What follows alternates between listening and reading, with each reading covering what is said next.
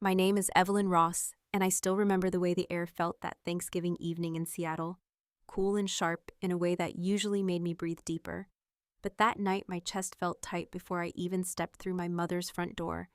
I had spent the drive rehearsing small things I might say, reminders that this was supposed to be a soft restart for our family, a chance to be together without old injuries resurfacing. I told myself to be patient, to be gracious, to let the past stay quiet. Inside, the house was warm and filled with the familiar smells of roasted turkey and sage. My mother, Margaret, moved through the kitchen with the brisk confidence she always had when hosting, directing my aunt toward the mashed potatoes and reminding my cousin to take his shoes off. Lila was already in the living room, perched on the arm of the couch like some bright center of attention, talking loudly and laughing at something on her phone. She did not look up when I walked in. My mother gave me a quick glance that could have been welcome or obligation. I set my coat on the hook and tried to settle the knot in my stomach. I had brought something I had not shown anyone in years. A small leather-bound journal I kept in my early 20s, when life felt heavier than my shoulders could carry. My Aunt Helen had asked to see it one day when we were talking about healing and the strange paths it takes. She said sometimes the words we wrote when we were younger could tell us what we lost and what we learned. I thought I might share a page or two with her later, in a quiet moment. It was not meant for anyone else. We gathered around the long dining table once the food was set. My mother took her usual seat at the head. Lila slid into the chair beside her without being asked. I took the seat opposite them and placed my journal beside my water glass, planning to tuck it into my bag once we were done eating. Conversation bounced from holiday sales to a local realtor who had apparently scandalized half the neighborhood. I nodded when appropriate, but my mind wandered. It had been a long time since we were all at one table, and even though the laughter circled, I felt like I was listening from another room. At some point, Lila's eyes landed on the journal. She reached across the table and picked it up before I registered what she was doing. She flipped it open with an amused grin, the way someone might open a random magazine waiting at a salon. I felt a jolt of panic, and my hand shot forward faster than I meant. "Give that back." My voice was too sharp for the moment, and the table fell quiet for half a breath. Lila leaned back slightly, still holding the journal. "What? This little thing?" She turned a page as if testing me. "It is personal. I want it back." I kept my voice steady even though my pulse had begun to thrum in my neck.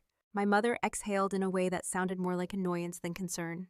"Evelyn, stop making everything so serious. Let her read if she wants. It is just an old diary."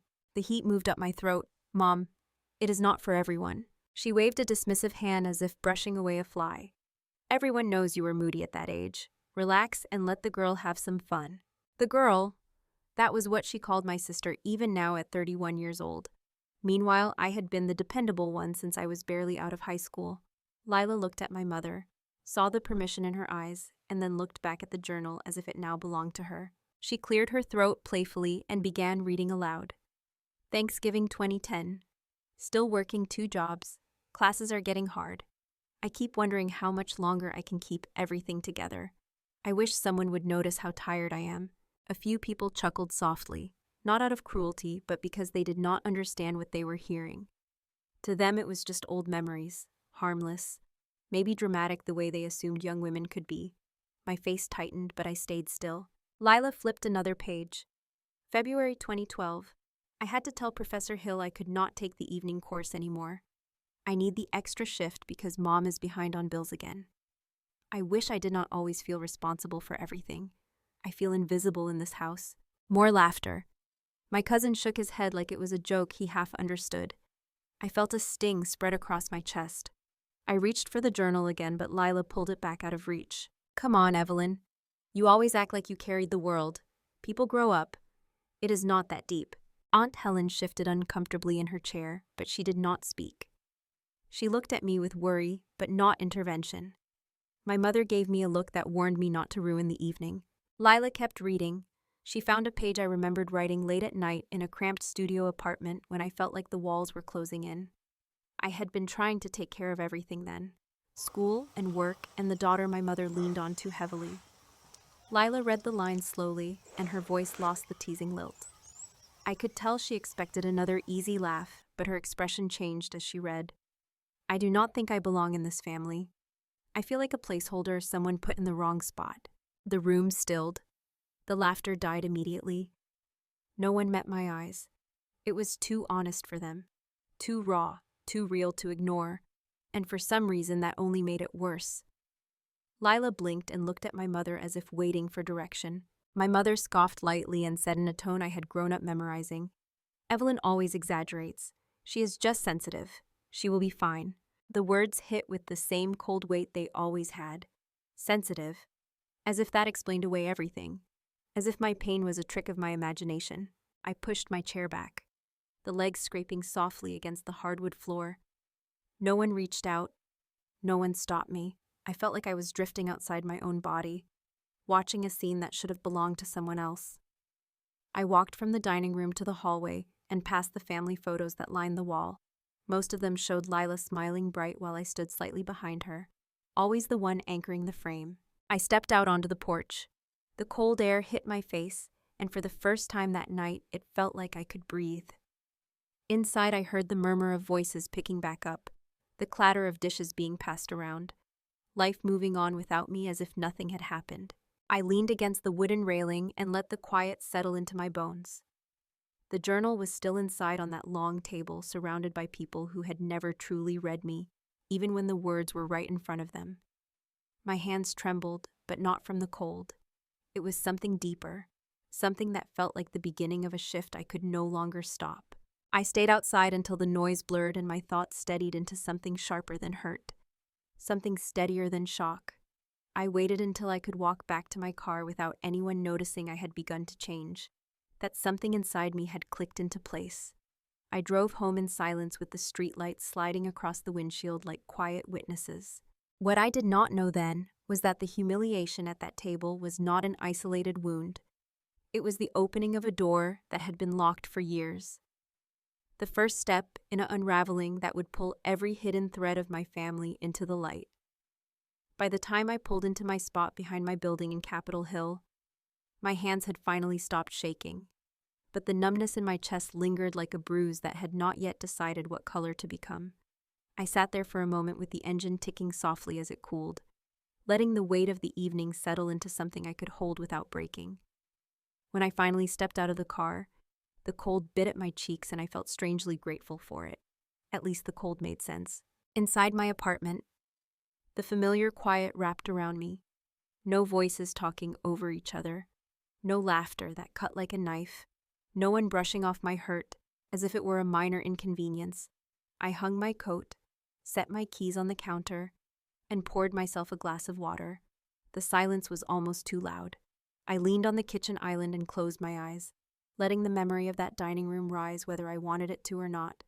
Lila with the journal, Margaret waving me off as if I were dramatic, the sound of my own words being turned into entertainment. My phone buzzed in my pocket. For a second, I thought it might be Lila, maybe sending a half-hearted apology or a mocking message. Instead, I saw Aunt Helen's name on the screen. I hesitated, then answered. "Evelyn, honey, are you home yet?" Her voice was soft, weighted with the sadness of someone who had watched a wound open in real time. "I am home." I set the glass down and breathed out slowly. "I am so sorry about tonight. I had no idea Lila would grab your journal like that. And your mother should have stepped in. She should have never allowed it." I swallowed. "It is not new. Helen, you know that. It is just louder now." There was a pause, then a sigh. "I need to tell you something. It might be hard to hear, but I think you deserve the truth." I felt the muscles in my back tense. "All right. Do you remember when you were in high school and you kept journals all the time?" I nodded instinctively, even though she could not see me. "You always wrote about how overwhelmed you felt and how lonely you were, even though you never said it out loud. I found out later that Margaret read some of those journals when you were not home." The words hit my stomach like cold water. She read them, without asking. "She did." Helen hesitated. "And one time, when Lila was about 10, Margaret showed her a few pages, said it would help her understand why you were so quiet." My grip on the counter tightened. "So this has been going on since then, not just tonight, not just Lila being cruel." The pattern stretched further back than I imagined. My mother had treated my private thoughts like household tools to be handed around whenever it suited her. Something inside me cracked at the realization. Helen continued, her voice laced with regret. I should have told you sooner. I just thought it was not my place. But seeing what happened tonight, seeing how much it hurt you, I realized silence helps no one. I felt my eyes burn again, but the tears did not fall. They just sat there, hot and stuck, like they were waiting for permission. Thank you for telling me. If you want to talk more in the morning, call me. Try to rest tonight. Dear, I ended the call and stood there for a full minute, fingers pressed to my temple. I walked to the couch and sat down slowly, as if my bones were heavier than usual. I stared ahead at the dim outline of my bookshelf, and my mind began to drift back through the years whether I wanted it to or not. I remembered the spring of 2010 when I tried to balance 2 jobs and full-time classes at Seattle Central. I would collapse onto my bed with my backpack still on, waking up 3 hours later, already late for a shift at the grocery store. I remembered Margaret saying I was strong enough to handle it, that the family needed me to keep going, that Lila needed me to set an example. Then 2012, when the bills in the house kept stacking up and Margaret fell behind again, I had an evening class I was proud of. Photography with a professor who told me I had talent. I dropped it because Mom needed another few $100s for rent. She hugged me and said she would make it up to me someday. She never did. Then the summer of 2015, when a $12,000 debt blindsided us, and the collectors were calling po. Margaret cried. Lila panicked. I picked up another job and chipped away at it little by little until it was gone. That debt had never been mine, but the responsibility always was. When Lila wanted to start her fashion influencer page in 2018, she was unsure and insecure. I loaned her money for equipment and helped her build a schedule, cheering her on from the sidelines. She loved the attention. She loved being noticed. I thought maybe she would return that warmth someday. Instead, tonight she used my own words as a punchline. The memories layered themselves like pages from another lifetime. I leaned my head back and stared at the ceiling, letting the quiet press against me. The betrayal from dinner twisted deeper now that I knew it had roots. My mother had never protected my privacy, because she had never valued it. I was the responsible one, the strong one, the safe one, the one who could endure without complaint. After a while, I stood up and walked to my bedroom. I changed into something soft and warm. When I caught my reflection in the mirror, my face looked older than it had a few hours ago, not because of age, but because of clarity. I sat at the edge of the bed and pressed my palms together, letting the truth settle with its full weight. This was not about a journal being read at a dinner table. It was about years of being unprotected, unheard, and expected to accept it. I lay back on the bed and closed my eyes, trying to let the exhaustion in my body wash over the storm still rushing in my mind. At first I felt restless, as if my thoughts were running in tight circles, but gradually everything softened into a quiet throb. The room dimmed around me and I reached for the blanket automatically. Just before I drifted toward sleep, a flicker of something surfaced inside me, faint but steady. It was not anger exactly, and not sorrow either. It felt like the start of a decision waiting to form, something that would not fade by morning, something that would demand to be faced. When I finally opened my eyes again, the apartment was still and the night had settled deep. I sat up slowly, aware that whatever came next would not be the same as what had come before. I was not the same either. Morning light crept through the blinds in thin pale lines, and for a moment I lay still, not quite ready to let my mind return to everything waiting on the other side of the quiet. My body felt heavy in a way that suggested I had not truly slept, only drifted somewhere shallow and restless. I sat up slowly, pressing my palms to my knees, and tried to steady my breath. The apartment was silent, the kind of silence that usually comforted me, but today it felt like a pause before something sharp. I made coffee and stood by the window while it brewed, watching the street below come to life. People walked their dogs, cars pulled out of driveways. A jogger in a bright blue hoodie moved past with steady purpose. The world was doing what it always did. My own world felt like it had slipped sideways. My phone buzzed on the counter. I glanced over, expecting maybe a message from Helen checking in again, something grounding and gentle. But what lit up the screen was a notification from an online group I barely used anymore, the Seattle Local Circle. Another ping followed, then another, until the notifications blurred together. My stomach tightened. I tapped the screen and opened the group. The first post that appeared was from Tara Blake, a photo of my journal pages, taken from the dinner table, my handwriting clear and unmistakable. Above the image she had written a line, meant to be playful, but that sliced through me. Sometimes the older sisters are the most dramatic. Happy Thanksgiving. Underneath the post were reactions and comments, people tagging each other, laughing, speculating, treating pieces of my deepest exhaustion as if they were a meme. I felt the blood drain from my face. My hands began to tremble again, the same tremble from the night before, but sharper now. My private words had left the confines of that dining room, left even the harmful circle of my family, and spilled into a larger space where people who did not know me felt entitled to laugh. My phone buzzed again. This time it was a text from Daniel. "Call me when you can. Do not reply in the group. I need you to see something." I called him immediately. He answered on the first ring. "I am guessing you saw the post," he said. His voice was steady, but there was an edge to it. "Yes." I sat down hard at the table. "Daniel, how did she even get those pictures? If she posted them herself, she would not be acting like they were a surprise." He took a breath. "It was not Tara who took the photos originally. Someone in Lila's group chat leaked them, but the original images came from Lila's phone. She sent them to at least 4 people last night." He paused. Letting that land, "I have screenshots." I closed my eyes. So it was intentional. Not just the reading at dinner. She planned to share it outside the family. It appears that way. I pressed my fingers against my forehead, trying to make sense of the throbbing behind my eyes. I had always known Lila loved attention, loved the feeling of being watched, admired, validated, but to use my pain as content for a private audience, then have it spill across the internet, was beyond anything I imagined she would do. Daniel's voice softened. "Evelyn, this is no longer just embarrassing or cruel. It is a violation. Those entries were deeply personal. There are laws that protect private information from being publicly exposed. You might have grounds to take action if you choose to." I let the words settle. Legal action. Against my own sister. The idea felt heavy and yet strangely clarifying.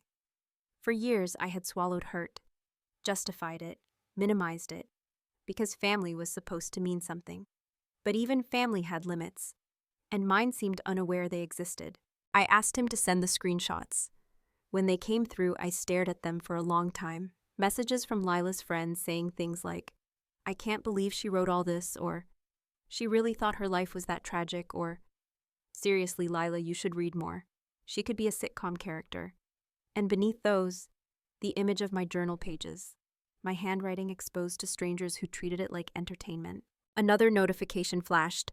More comments, someone writing that I should toughen up, someone else guessing that I was the problem. The humiliation spread its fingers across my chest. I felt a wave of nausea and went to the sink, gripping its edges until the feeling passed. I stayed there, breathing slowly until my hands steadied. My phone buzzed again. This time it was a number I did not recognize. I hesitated before answering. "Hey, Evelyn, it is Tara." Her tone was syrupy, too casual for the storm she had helped create. I figured we should clear the air. People are blowing this way out of proportion. I did not respond. She continued. "Lila was joking around. You know how she is, just trying to lighten the mood. We all have silly journals from our 20s. No big deal. It is not like this is some scandal." I felt something inside me snap cleanly, not in rage but in disbelief. "Tara, you posted my journal. You encouraged the comments. You laughed at it." There was a pause. "I mean, sure, but people share things online all the time. You cannot take it so personally." I ended the call without another word. The moment the line disconnected, I felt a surge of clarity move through me. This was not a misunderstanding. It was a pattern. I had been the family buffer for so long that people assumed my feelings were made of elastic, meant to stretch, never meant to break. I walked to the living room and sat on the floor with my back against the couch. The light had shifted outside, growing brighter, but the apartment felt dim. I closed my eyes and tried to steady my breath. Images from the past appeared uninvited, layered with the present, all pointing to the same truth I had been refusing to see. My mother telling me I was the strong one, the one who could handle more, the one who would always cope. Lila taking everything lightly because she had been taught the world would always bend for her. Tara using whatever she could for attention, none of them stopping to wonder what it cost me. I opened my eyes again and picked up my phone. The screen showed dozens of notifications piling in from strangers. I turned it face down on the carpet and let the silence fill the room again. After a while, I stood and walked into the kitchen. I needed something solid to anchor myself, even if it was as simple as washing a few dishes or wiping down the counter. The routine steadied me. As I cleaned, my mind drifted to the same quiet conclusion. This was not going away on its own. When I finished, I poured another cup of coffee and moved back to the window. Outside, clouds gathered low over the city, hinting at an incoming rain. The kind of gray Seattle day that could either comfort or suffocate depending on the weight a person carried. I took a slow sip. The decision that had been forming the night before solidified further. Something had changed. The boundaries that once felt blurred now felt painfully clear. I was no longer willing to be the person everyone expected me to be. The one who absorbed the blow and acted like it was nothing. The one who protected everyone else from consequences. The one who stayed silent. Another notification buzzed on the counter behind me, but I did not turn to check it. Instead, I kept my eyes on the street, on the shifting clouds, on the slow movement of the morning. My breath steadied into something calmer, quieter, but firmer than anything I had felt in a long time. The day was beginning whether I was ready or not, and I sensed the unraveling that started at that dinner table was only just taking shape. I kept watching the street even after the clouds thickened and the first drops tapped faintly against the window, as if the sound gave me permission to move again. I picked up my phone, not to look at the notifications still piling in, but to call Daniel. He answered quickly, the way he always did when something mattered. "Are you home?" he asked. "Yes." I paused and let out a slow breath. I need to understand what my options are, not emotionally, legally. There was a rustling sound on his end, like he was reaching for a notebook. "All right, then let me come over. Some conversations are better face to face." I agreed and ended the call. For the next 20 minutes, I paced the living room, straightening throw pillows, wiping an already clean counter, anything to keep my hands busy while my mind shifted through the sharp pieces of everything that had happened. The rain picked up outside, soft and steady now, drowning the usual weekend noise of the neighborhood. By the time Daniel buzzed my apartment, I felt both braced and exhausted. He stepped inside, shook the rain from his coat, and gave me a look that landed somewhere between concern and determination. "You do not look surprised by any of this." I shrugged and leaned against the counter. Surprised, no. Hurt, yes. Angry, yes. But surprised, no. Daniel set his bag down and sat at the table. He waited until I sat across from him before he opened his folder. "I want to be clear and realistic, and also kind. What happened to you is not trivial. Your journal qualifies as private material. The way it was shared, especially with strangers, might fall under invasion of privacy. It could also be considered public disclosure of private facts if the distribution spreads further." My stomach tightened. "And that means what exactly?" He tapped the papers lightly. "It means you could pursue legal action if you choose. Sometimes even sending a formal notice is enough to force a retraction or apology. You have more power here than you think." Power was not a word I associated with myself in this family. Ever. I let the idea sit for a moment, something fragile and unfamiliar. He continued, "I need to ask, do you want this to stop publicly, or do you want accountability too?" I closed my eyes for a moment. The truth rose easily, without conflict. Both. He nodded as if that was the only answer he expected. "For now, let me show you something." He took out the screenshots he had mentioned earlier, the group messages, Lila laughing, Tara adding fuel, comments from others, and the timestamps. My chest ached as he pointed. These were taken before Tara made her post, which means Lila intended to share some of this outside the family. I stared at the images until my throat felt tight. I do not understand why she would do that. Even if she resented me, even if she wanted attention, why would she think my pain was hers to use? Daniel leaned forward slightly. "Because your family has trained you to absorb things quietly, and trained her to believe she can take from you without consequence. That is not shameful for you. It is just the truth." I felt a wave of warmth rise behind my eyes, but I blinked it back.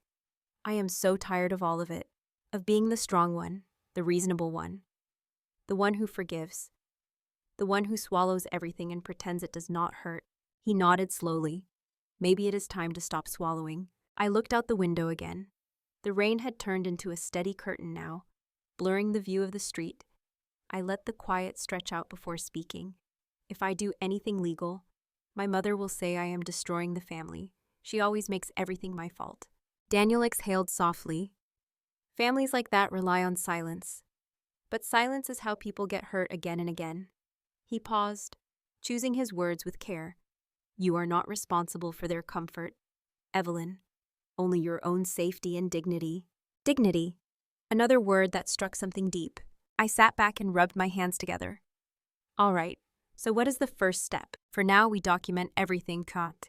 Keep the screenshots. Write down the timeline. Do not contact Lila directly about what she posted. That could be twisted later. If you decide to send a formal notice, I will help you draft it. It will be clear, calm, and professional, nothing emotional, facts only. I nodded slowly. Watching the pieces fall into place felt strangely calming, like creating order in a room that had been messy for too long. After outlining everything, Daniel closed his folder. Before he left, he looked at me with a surprising gentleness. You deserve better than what they gave you last night, and you deserve better than what they have given you for years. Let yourself believe that. When the door shut behind him, the apartment felt quieter but steadier somehow. I walked into the kitchen to refill my glass of water, and on the way back my phone buzzed again. I almost ignored it, expecting more comments or group notifications. But something about the timing made me pick it up. A text from Tara. Hey Evelyn, I think we should talk in person. This whole thing is getting bigger than it needs to be. I stared at the message, my jaw tightening. There was no apology in her words, no recognition of what she had done, just a desire to contain the damage for herself and for Lila. I did not owe her anything. Not time, not explanation, not conversation. I set the phone down without replying. A few minutes later, the phone buzzed again. This time, the name on the screen made my breath catch. My mother. Her message was short and sharp. You need to stop making a scene. Lila is upset. This is not what family does. I read it twice, feeling the familiar pull of guilt she always managed to latch onto.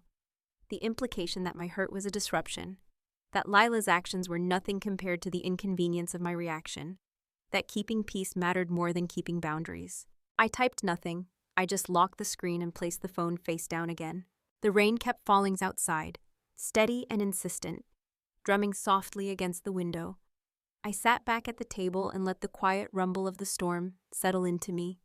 I felt tired, but underneath the tiredness was something firmer, something beginning to take shape. This was only the start of whatever came next. After a long moment, I stood and walked into my bedroom. I opened the drawer where I kept my older journals, the ones I had not touched in years. I ran my fingers along the edges of them. So many pages filled with thoughts I never said out loud, burdens I carried alone, things no one had ever asked me about. I chose one, placed it on the bed, and sat beside it. I did not open it, but the weight of it steadied me. These were my story, my past, my pain. Not content, not comedy, not something to pass around a dinner table. The rain softened and the room grew dim. I lay back and closed my eyes, letting my breath even out. My mind replayed Daniel's words and the truth in them. Families like that rely on silence. I was done being silent. I woke the next morning with the same heaviness in my chest that had followed me to sleep. A weight that reminded me nothing about this situation was finished.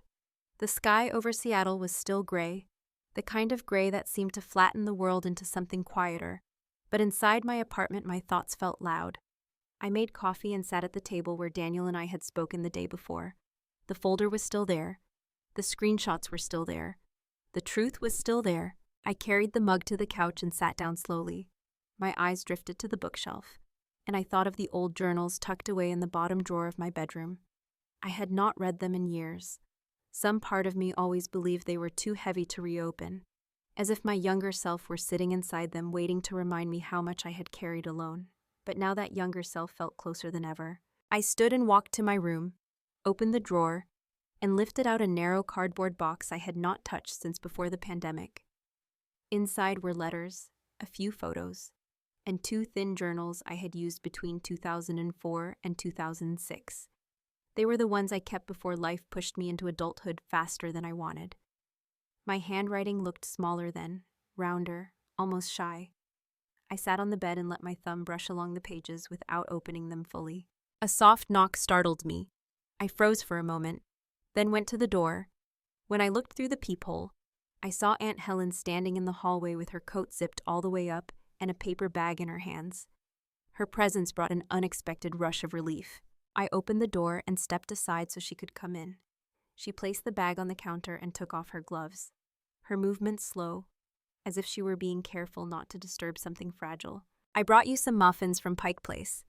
She said it gently, not as an apology and not as a distraction, but like a small gesture she had made many times before when I was younger. "I used to bring these when you studied for exams. I thought you might need something warm this morning." "Thank you, Helen. I meant it."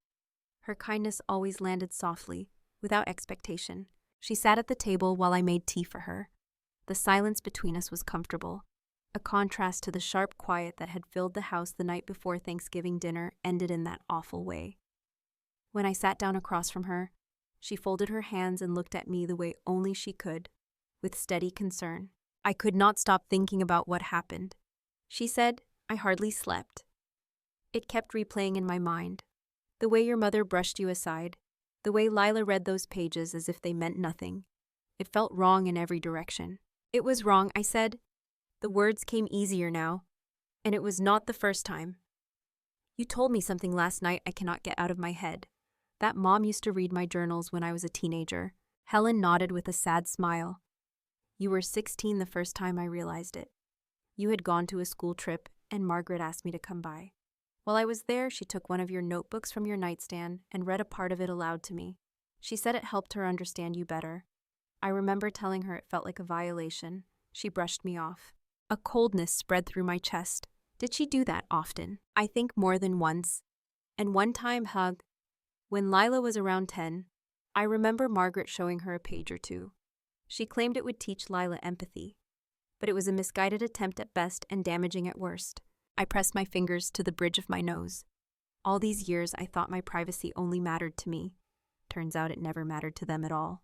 Helen reached across the table and tapped her fingers lightly on my hand. "Just enough to ground me.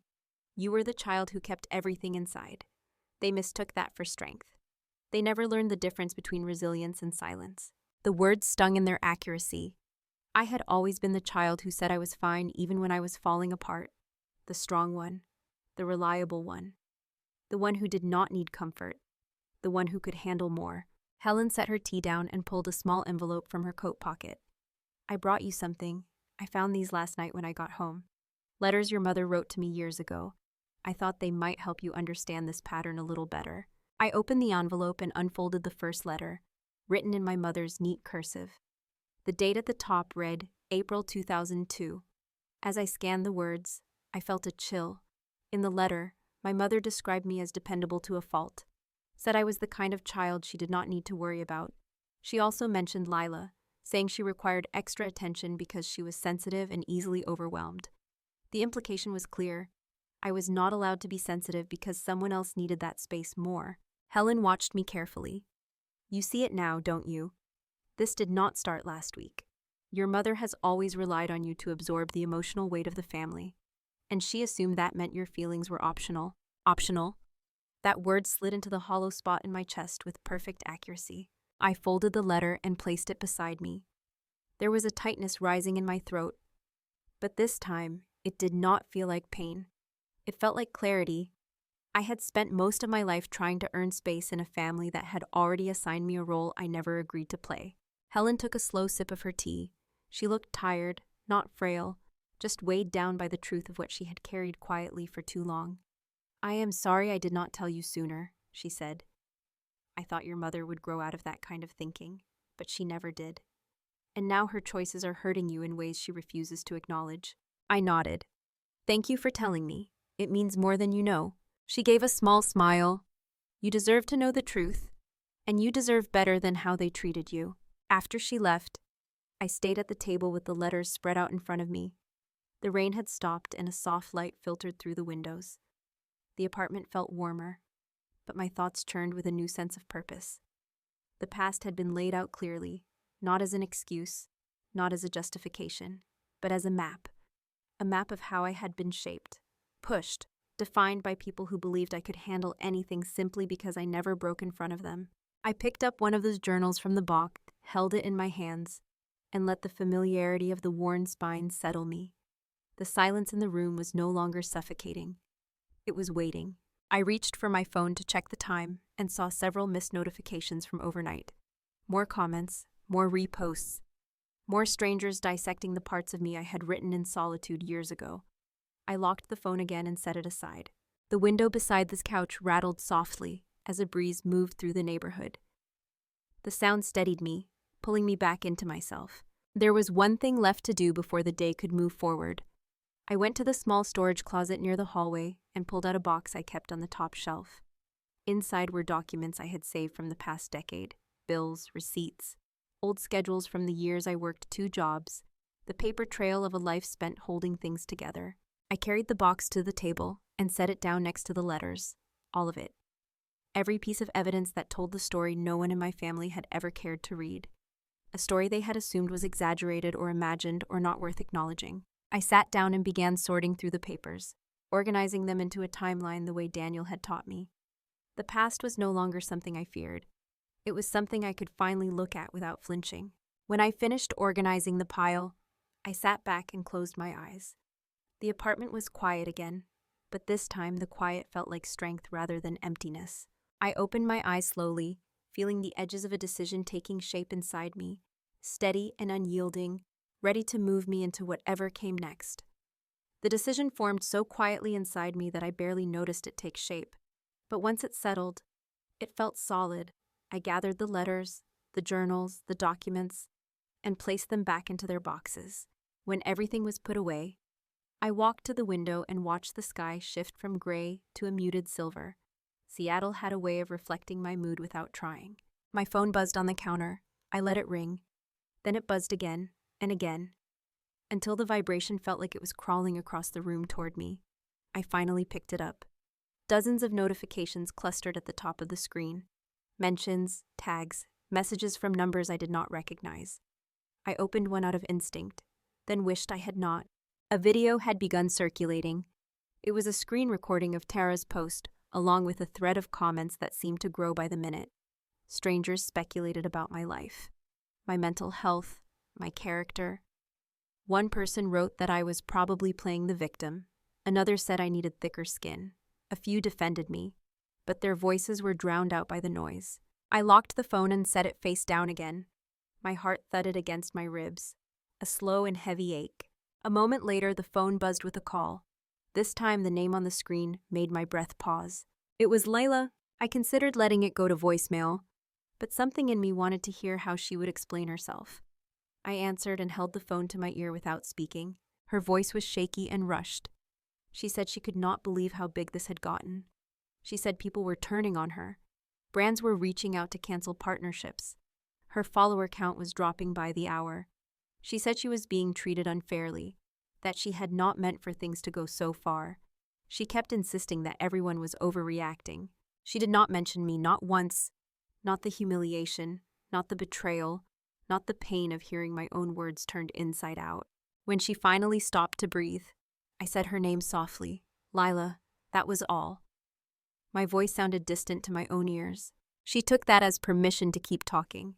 She said she needed my help fixing this. She said I knew how to handle crises better than she did. She said I had always known what to do.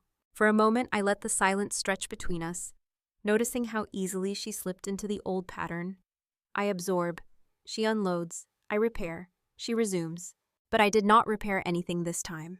I simply said I could not talk about this right now and ended the call. I sat with the quiet afterward, feeling a tremor of something new. It was not satisfaction. It was not cruelty. It was the absence of the role I had played my entire life. Barely 10 minutes passed before another notification lit up the screen. This time it was a news alert from a local station. Influencer drama spills into Seattle community. The headline made me close my eyes for a moment. The article summarized everything poorly and incompletely, but it was enough to set off a cascade of comments online. People argued about privacy. Others speculated about family betrayal. Some sided with me even though they did not know me. Others accused me of exaggerating. It was surreal to see strangers dissect a wound still bleeding beneath my ribs. My phone buzzed once more, and I let out a breath that felt closer to a sigh. It was an email from a brand Lila often partnered with. In the subject line were the words, "Contract termination." I did not open it. I did not need to. The fallout was happening faster than anyone could control. I walked to the kitchen and filled a glass with water. The faucet hummed softly, a comforting, mundane sound. I took a sip and leaned against the counter, letting the coolness settle me. The truth had begun to take on a new shape. What hurt most was not the exposure. It was the realization that my pain meant so little to people who claimed to love me. A hard knock jolted me from my thoughts. My pulse quickened. I moved carefully to the door and looked through the peephole. On the other side stood a woman in a black jacket holding a clipboard. "Package for Evelyn Ross," she said when I opened the door. Her tone was brisk but polite. I signed and took the envelope she handed me. I closed the door and turned the envelope over in my hands. It was from a local fashion retailer I once admired. When I opened it, I found a printed statement announcing they were cutting ties with Lila effective immediately due to behavior inconsistent with the company's values. Attached was a screenshot of one of my journal pages that had circulated online. The letter was professionally written, but beneath the polished language was something harsher. They were not only distancing themselves from her, but condemning her treatment of me. I sat down and let the letter rest on my lap. The consequences were no longer theoretical. They were real, tangible, public. A few minutes later, Tara released a video on her social media. I had not intended to watch, but the clip began auto-playing, her voice filling the room with that same airy confidence she used whenever she tried to charm an audience. She insisted the situation had been blown out of proportion. She said Lila did not deserve the backlash. She said I needed to lighten up.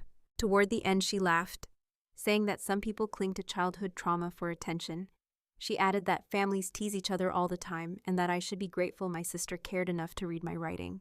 I turned the video off. The anger that rose inside me did not feel wild or consuming. It felt precise, like a blade sharpened over years of being dismissed. I did not throw anything. I did not cry. I simply stood up and straightened my shoulders. This was no longer just disrespect. It was a deliberate attempt to rewrite what had happened. The apartment felt too small suddenly, too full of things I could not control, so I grabbed my coat and stepped outside. The air was damp and cool, scented with wet pavement. I began walking without a destination in mind, letting my steps guide me up the hill and past the small shops beginning to open for the day. The rhythm of movement grounded me. As I walked, I replayed the calls, the messages, the video, the realization that Lila's downfall had now begun in earnest. People were finally seeing parts of her I had spent years trying to protect her from. I reached Cal Anderson Park and sat on an empty bench. The grass glistened with leftover rain. A group of people walked past with coffee cups, laughing about something that had nothing to do with me or my family. For a moment, I wished I could step into their world, the one where this morning was just a morning. My phone buzzed again. Burrowed? Another alert, another message, another thread. I ignored it. What mattered now was something simpler and quieter. My boundaries, my truth, my right to exist without being stripped open for someone else's entertainment. A breeze moved through the trees above me, scattering droplets that landed softly on my coat. I breathed in and let the cool air settle my pulse.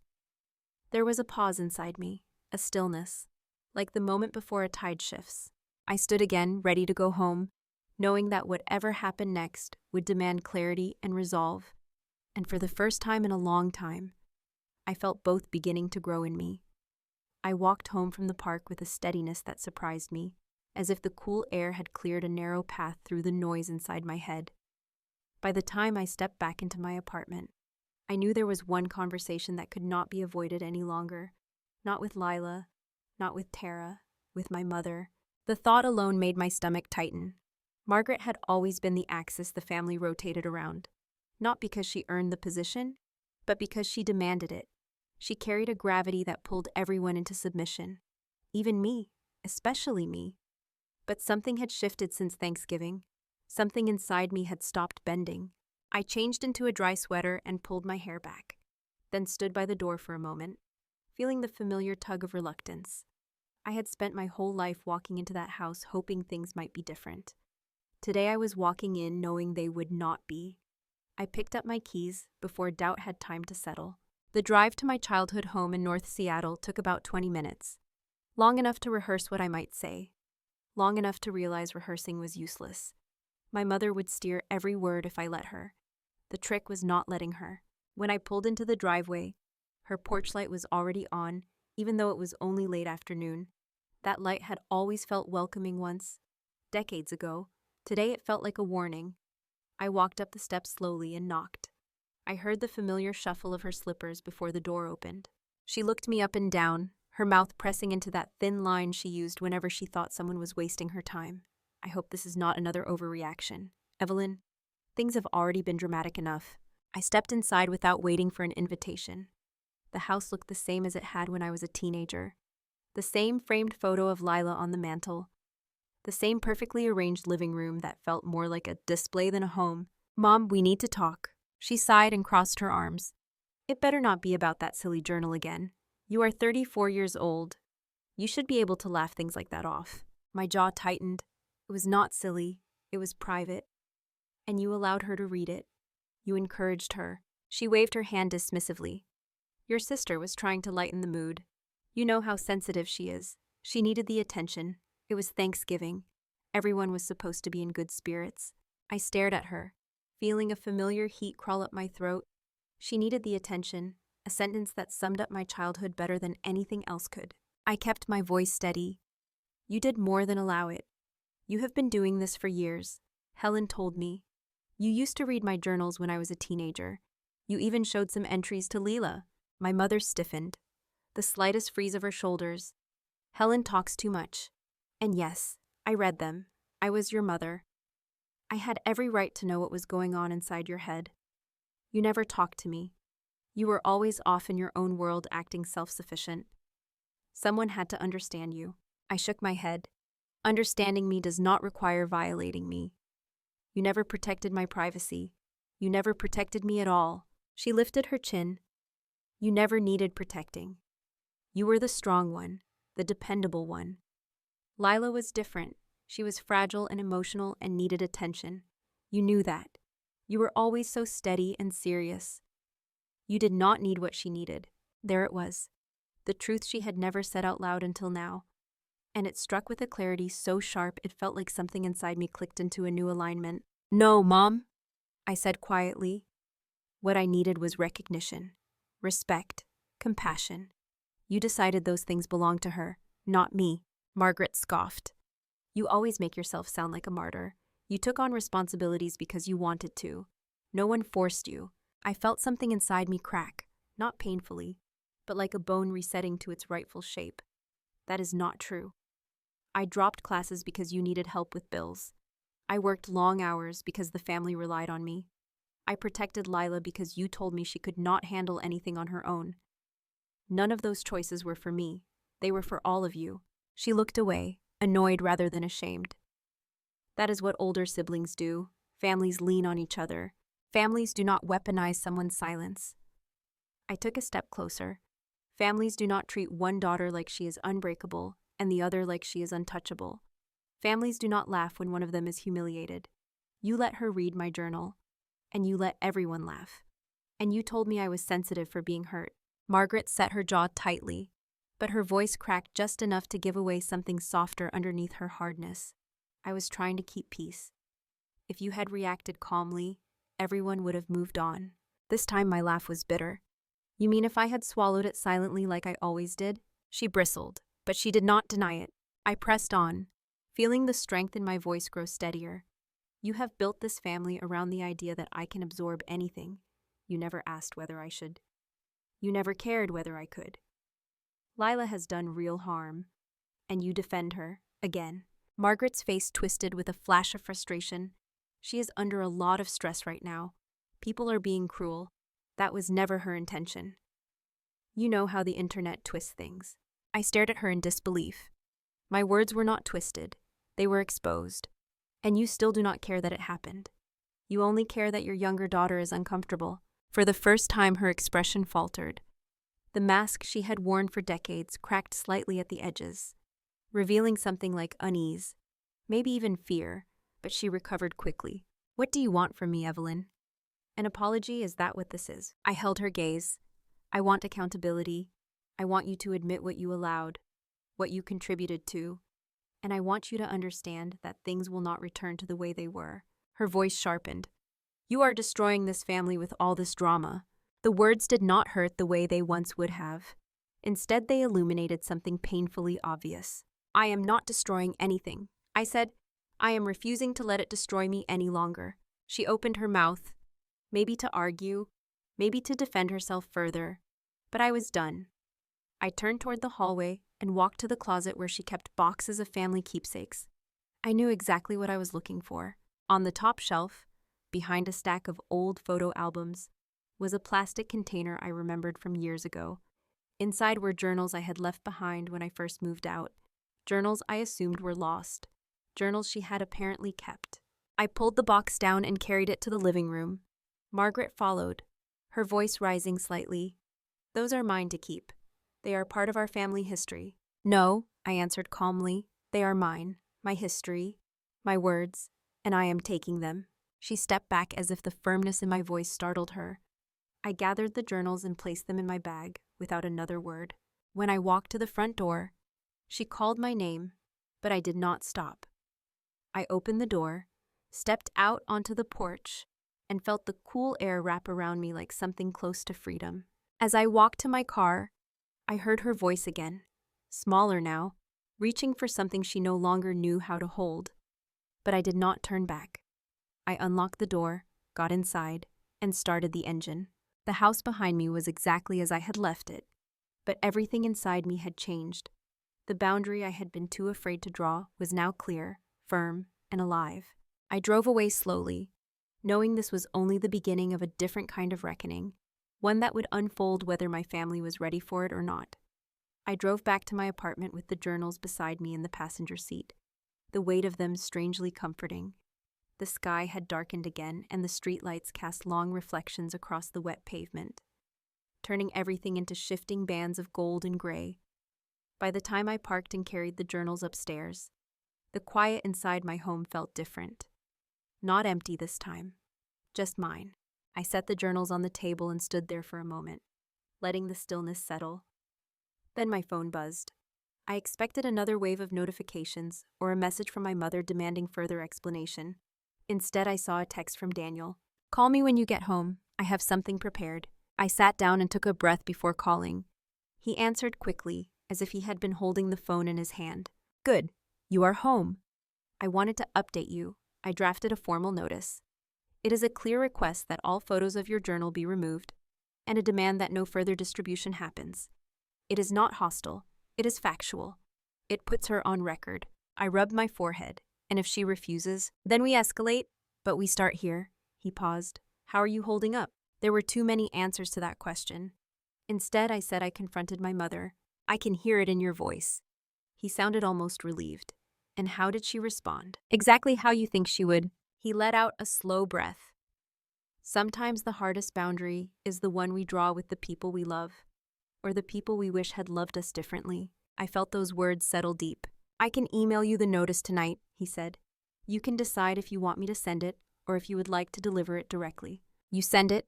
I do not want another conversation with her until this is clear." "Done." After we hung up, I sat quietly for a long moment. The events of the past few days swirled through my mind in fragments. The dinner table, the laughter, the group chat leaks, the video Tara posted, my mother's complete refusal to acknowledge the harm, Lila's panic when her world began to crack. The pattern had been laid out so clearly that I no longer questioned whether I was overreacting. I questioned how I had endured it for so long. I went to the kitchen, poured myself a glass of water, and tried to ground myself in the ordinary. The world outside my window was dark, softened by rainfall and the hum of cars far in the distance. Then my phone buzzed again. This time it was a call. The name on the screen made my breath catch. "Lila." I debated letting it ring, but if I wanted to step forward instead of sideways, avoidance would not help me. I answered and held the phone to my ear. She inhaled sharply, as if she had been crying, or trying not to. "Evelyn." She whispered my name like it hurt to say, I got a letter. Well, an email from a lawyer. Your lawyer. I do not know what to do. I waited. Silence from me was unfamiliar to her, and she rushed to fill it. People are attacking me online. Brands have dropped me. Some of my followers are saying awful things. And Tara told me I should fight this, that I should not cave. But I do not know anymore. I closed my eyes. Her voice held fear, but it was tangled with self-pity rather than accountability. You shared my journal. You made it public. That is not something you can talk your way out of. I did not share it with strangers, she said too quickly. Her voice shook. I sent it privately. Someone else leaked it. You should never have sent it at all. She went quiet, and when she spoke again, the defensiveness had faded. I did not think it would hurt you that much. You always seemed fine. You always acted like nothing got to you. The familiar ache rose, but I kept my voice steady.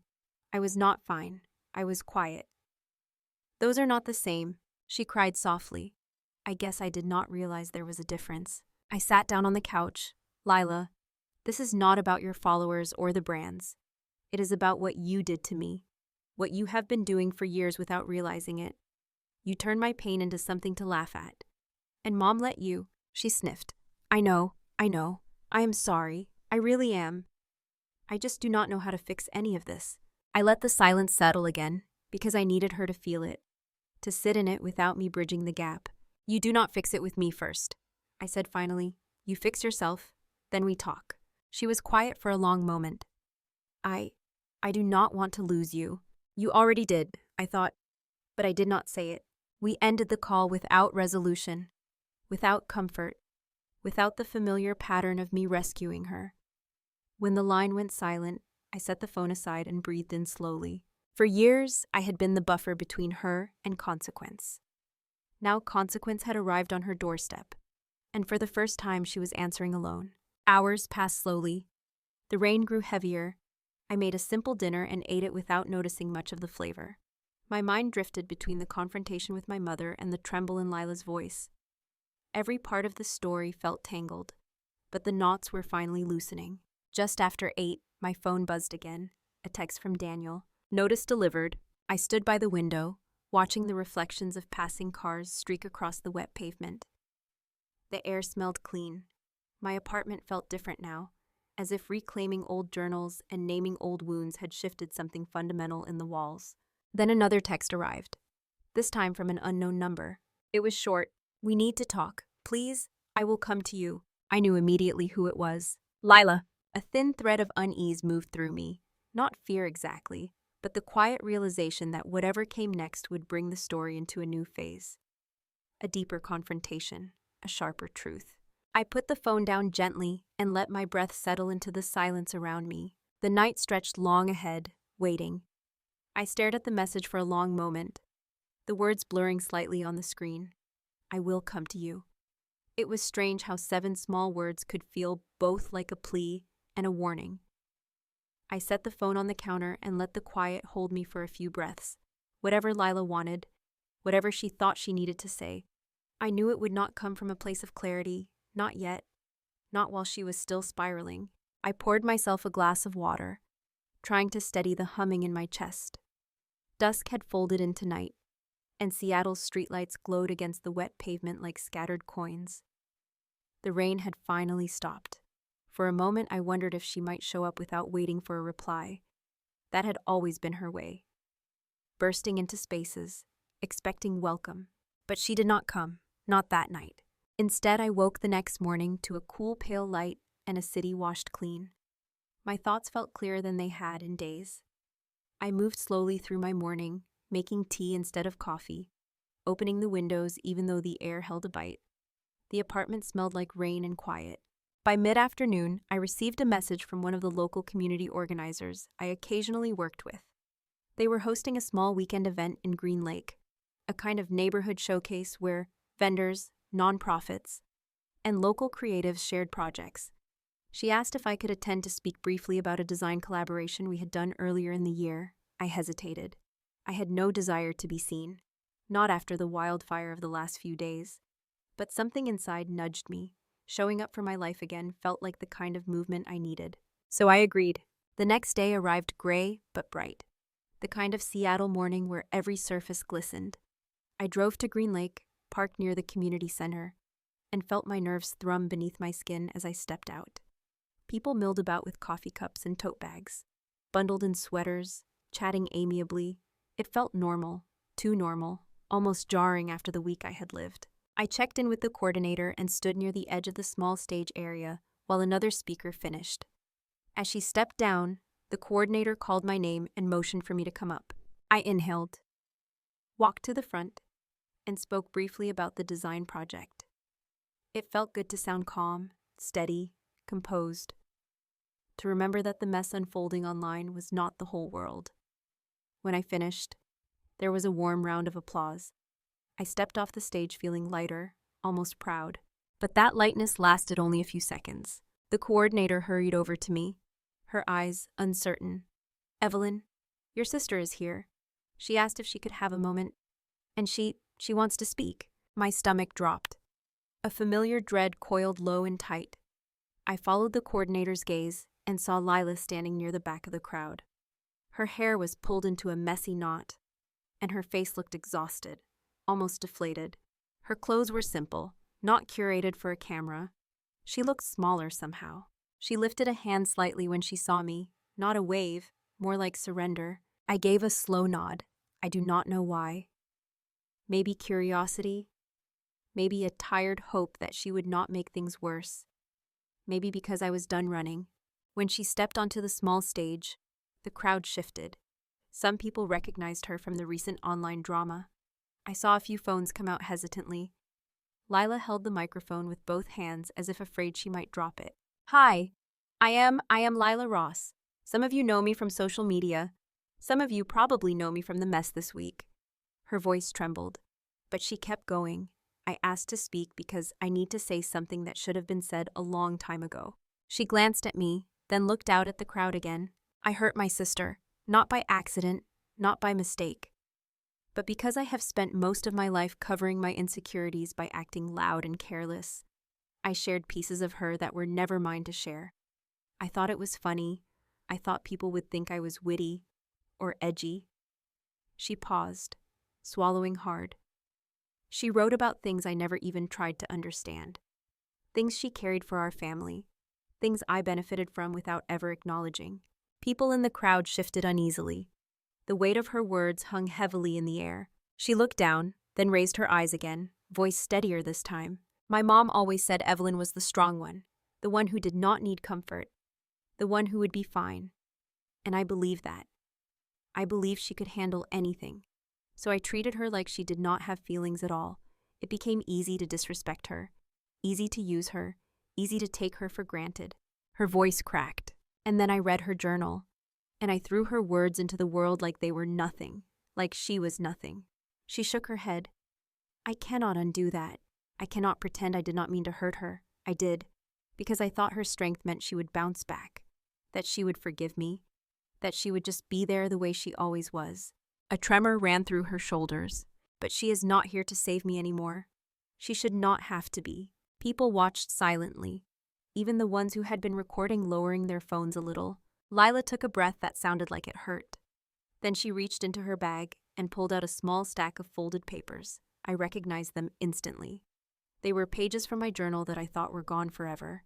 "I found these after everything blew up," she said quietly. "I kept them. I do not know why. Maybe because I knew, deep down, what I had done. Maybe because I felt ashamed and did not want to face it." She held them out toward me. "These are yours. They should have always stayed yours." My heart thudded once, hard. I did not move forward. I could not. My feet felt rooted to the earth. She continued, voice soft but clear. "Evelyn, if you want nothing to do with me, I understand. If you never forgive me, I understand. But I am sorry. Not for the consequences I am facing. Not for the online backlash. Those are mine to deal with. I am sorry for what I did to you. For what I took from you."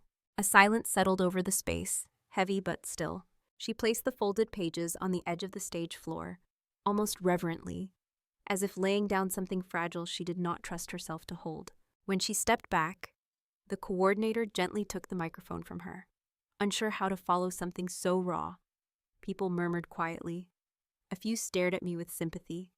Others looked away, sensing the moment was not theirs to witness. I stayed still. Lila stepped off the stage and stood near the side, not approaching me, not looking at me directly. She just waited, hands clasped, as if she did not know what else to do.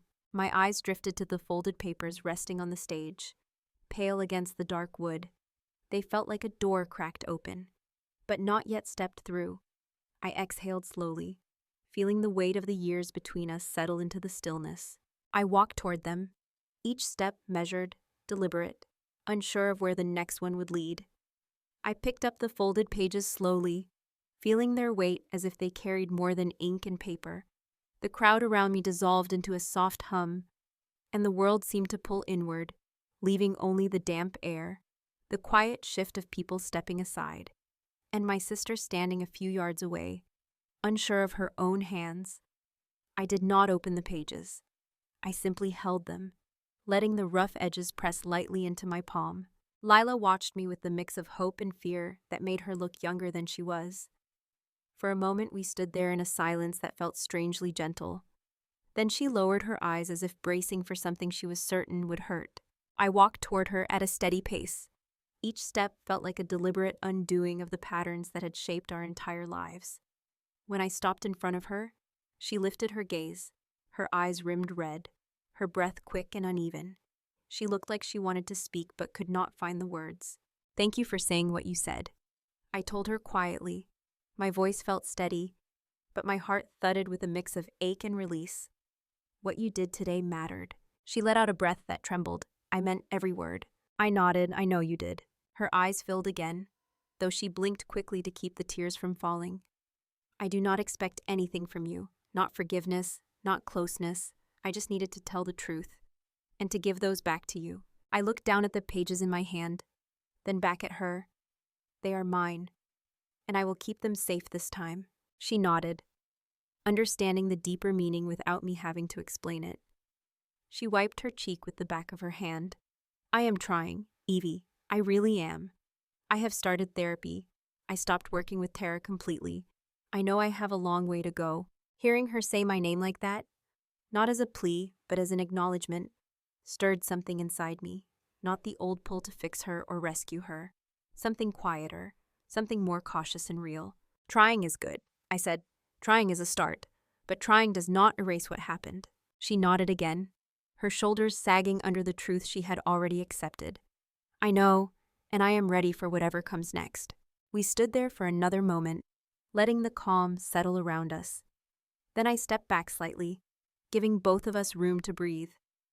I could see how fragile she was, how much of her confidence had cracked open. For the first time, though, she was not trying to hide it. And that alone set this moment apart from every version of us that came before. I told the coordinator I needed to leave early and walked toward the parking lot. The damp chill wrapped around me as I made my way to my car, but it no longer felt heavy. I felt lighter, as if speaking to Lila had loosened something tightly knotted inside me.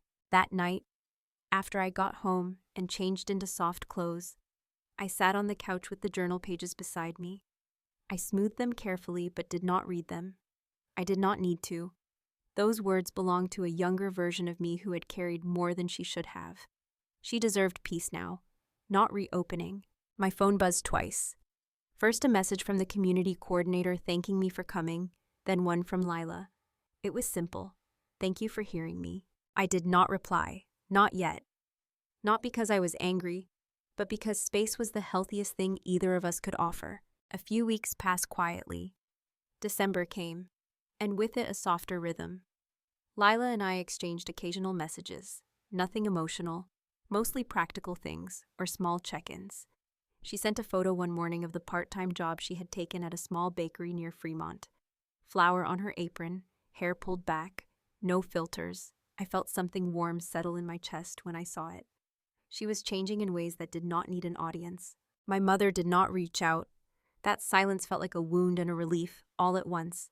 As January unfolded, I found myself settling back into my own routines. Work, walks at Green Lake, evenings spent reading, or sometimes just sitting with a cup of tea in the quiet. My body felt less tense. My nights felt less heavy. One Saturday morning, I woke to a gentle knock on my door. When I opened it, Lila stood there, bundled in a thick coat, holding 2 cups of coffee. Her eyes were calm, not frantic, not desperate, just steady. "I brought these in case you wanted company. If not, I can go. No pressure." I hesitated for a breath. Then I stepped aside and let her in. She sat on the couch and held her coffee in both hands. I could tell she had rehearsed something, not a speech, but a way to show who she was trying to become. She told me she had started budgeting her money for the first time, told me she had apologized privately to some of the brands she had worked with, told me she had unfollowed a handful of people who encouraged her worst impulses. And then she said something that surprised me. "I am not asking for our old relationship back. I just want an honest one. One where I do not expect you to clean up my messes. One where I am not afraid to do my own work." Her voice was steady but gentle. I looked at her and really saw her.